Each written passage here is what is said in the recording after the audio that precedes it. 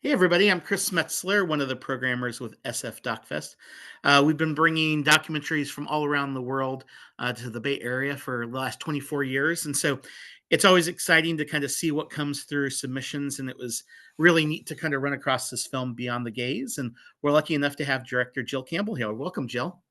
Thank you. Well, thanks for having me, and congrats on 24 years. That's amazing. I know.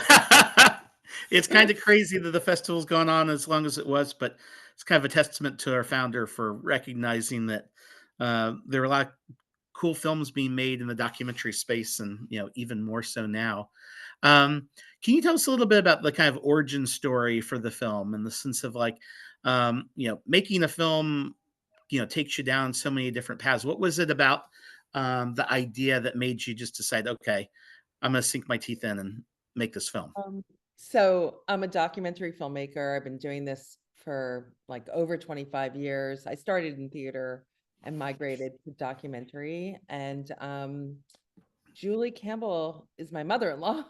Oh, And I've made a lot, like I guess I specialize in biographical documentaries. That's kind of just I've been a producer and a director on many biographical documentaries, and I wanted to make a film on her for a very long time and was almost scared to ask because she was almost too close to ask. And during the pandemic, I'm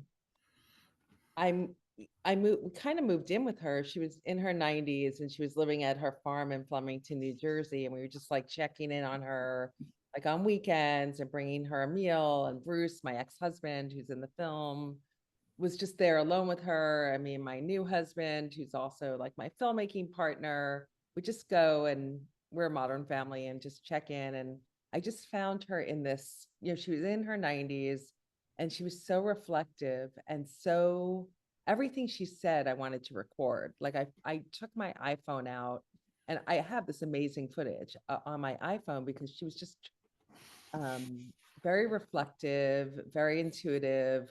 And so I just asked them if we could do the doc. And they said yes. And we came back with our professional equipment. And, she had wanted to write a book when she retired in 1996. So she kept everything. She never got to the book. So I think she was really happy that her story was being told. And I'm really honored that she trusted me to tell the story. very cool. And once you started kind of, peeling back these layers, what were your kind of expectations for the film? And like, were there any surprises that you ran across during the making of it? I mean, the expectations were to tell this biographical doc of this amazing woman. And, she got maligned so much of her career because she produced the Sports Illustrated swimsuit issue. And so many people back in the day thought it was gratuitous, thought it, you know, took advantage of women. And, you know, that was a surprise, just her whole reflection on that. And just like as I was, how times have changed because the lens in today is very different. And it's almost like anti-feminist to call this gratuitous because these amazing strong women decided to be in that issue on their own right. And they were really smart. Julie discovered these women, she protected these women, she made sure the shots weren't gratuitous. She always says, she rode the line of sex, she just enough to get an audience. But when I look back at her work, it's art. It's these gorgeous photos that I don't see that much in digital work today. So Yeah. that was a surprise. I was surprised that I was in the film. I did not expect to be in the film. It's like, presumptuous of me to put myself in the film, but she was opening up to me so much and we were getting into such deep conversations. So Greg is my one of my DPs. Like I always start my films with him. So I just told him to shoot it in a way that I could either be in it or we could cut me out. So we Oh, had this interesting. Okay. Yeah, so we always, like, had the option, and then during the edit, I had to be convinced to put myself in. I've never been in any of my films, but we decided, like, I was the guide to the story, like, it wasn't about me, I didn't wanna make it about me, but our relationship was really beautiful, and in the process, as you could see in the film, we both gained agency from each other, and we both she like, our relationship got so close, and I don't know if I'll ever have this experience making a doc again. It was just so beautiful, and, I think it's what's beautiful about documentary film is that, in her 90s, she was allowed to tell her story. She trusted me. She wanted to tell her story. She was sitting there in a chair watching TV, couldn't move well, and then all of a sudden she's brought to life with all these memories. Yeah. Well, it makes me think, what do you think as a filmmaker has kind of drawn you to kind of biographical stories, over time? And like, um, is there a commonality between the sorts of people that you kind of choose, whose stories to tell? Yeah, I've thought of that a lot. Like I choose difficult people. Like not difficult people, but not the straightforward person that you do a biodoc on. Like I did a doc on Kenny Anderson called Mr. Chibbs, who was played in the NBA for 15 years and won and lost, made $120 million and then lost it all. And his downfall was alcoholism.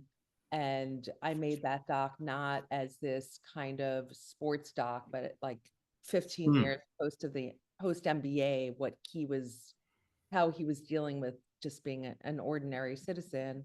And I think it's, you learn art. I want universal themes that help us live life better.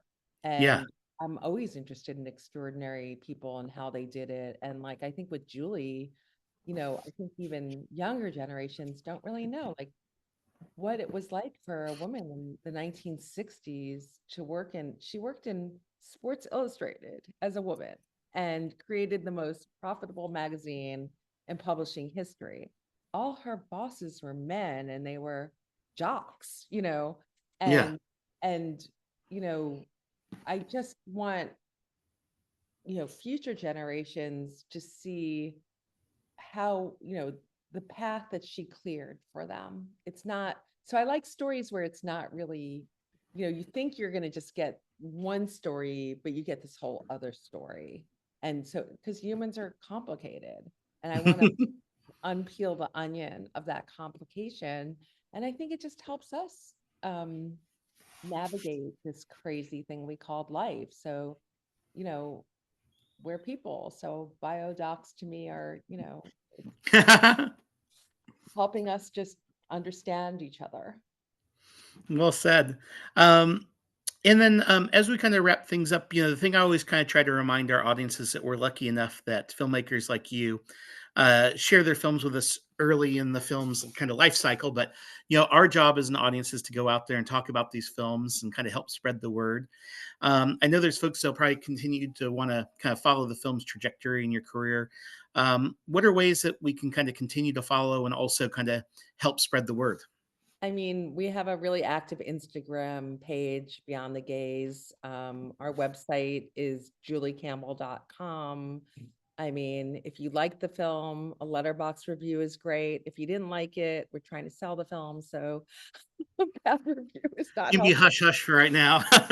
Hush, hush. But no, we've been on the festival circuit since October. We opened at Woodstock. You're one of the last festivals where we're opening at IFC Center June 25th. So, and then we sign with the distributor that we're going to announce who that is. So in the fall, it should be streaming and just spread the word and spread Julie's word. And if you're having conversations and people are like, well, isn't that the bathing suit lady? Or, you know, you know, it's not a film just about women in bikinis. I mean, that would be super boring. Like, I guess to me, I don't know, maybe I would not film, but I think some people, that's what they think it is, which is just not fair to Right. Julie, or me, or anyone, or our team. Like, it goes deep, and just share, you know, Julie's story.